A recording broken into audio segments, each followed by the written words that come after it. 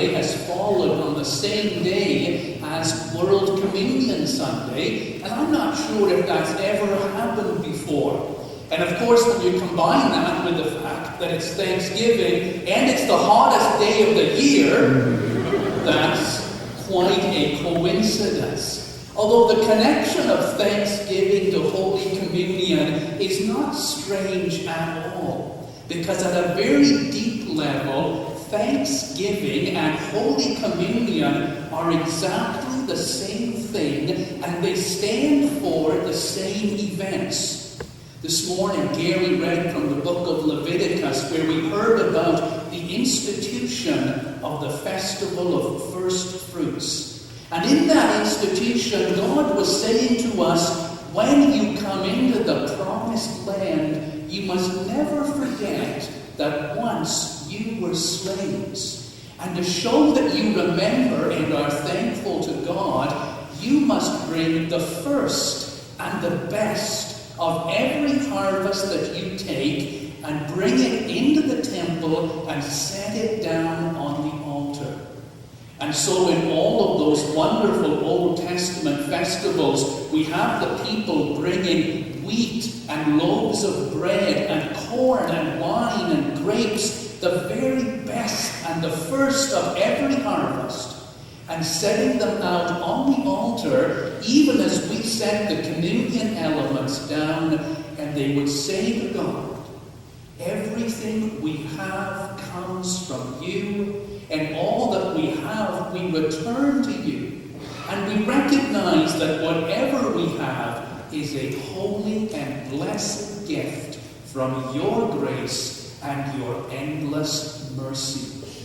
That festival of the first fruits grew and developed. Very early on, the people would actually burn those offerings.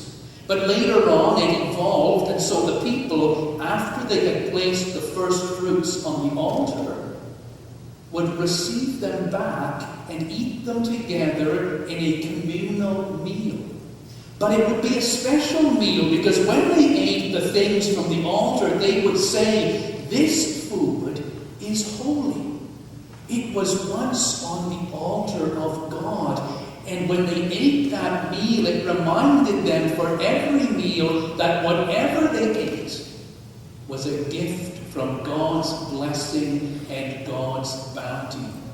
Later on, the festival of first fruits would evolve again under the guidance of prophets like Isaiah and Jeremiah and Amos, where they came to recognize that we should be giving of our abundance in order to feed and care for the hungry and the broken.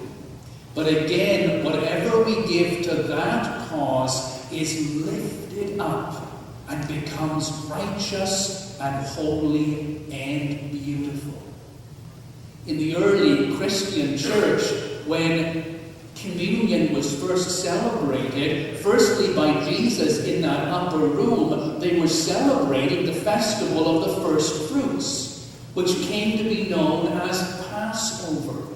And just like they had done 1,000 years earlier, the people would have brought their own produce, their own bread and their own wine, set it down in a holy place, and then eaten it together as a community, with a deep sense, this food as a symbol, and therefore all food, is blessed, the gift from God for which we are continually thankful and gracious.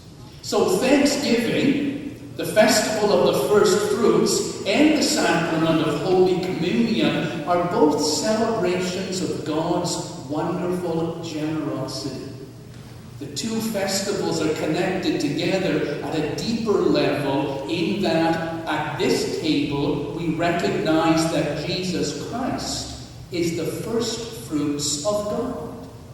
God giving us his first and his best and his all, and also recognizing that if we come to this table and that if we celebrate Thanksgiving, then we are compelled by God to live our thanks and live this table with generosity in love towards those who are hungry and in